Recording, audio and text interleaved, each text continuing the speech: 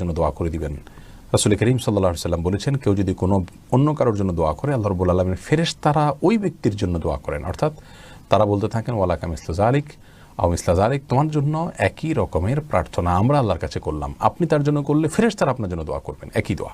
এজন্য অন্যের জন্য দোয়া করার ক্ষেত্রে আমাদের কোনো কার্পণ্য করা উচিত নয়। এখন কথা হলো যে আপনি কিভাবে দোয়া করবেন। পদ্ধতিটা হবে বিশেষ কোনো পদ্ধতি নয়, তবে আপনি কথার কথা, সে অসুস্থ, বলবেন আল্লাহ আপনাকে সুস্থ করে দিন, আল্লাহ আপনি তাকে সুস্থ করে দিন, সে বিপদে আছে, আল্লাহ আপনি তার বিপদ উদ্ধার করে দিন, বাস এটাই দোয়া, এটাই ইনশাআল্লাহ যথেষ্ট।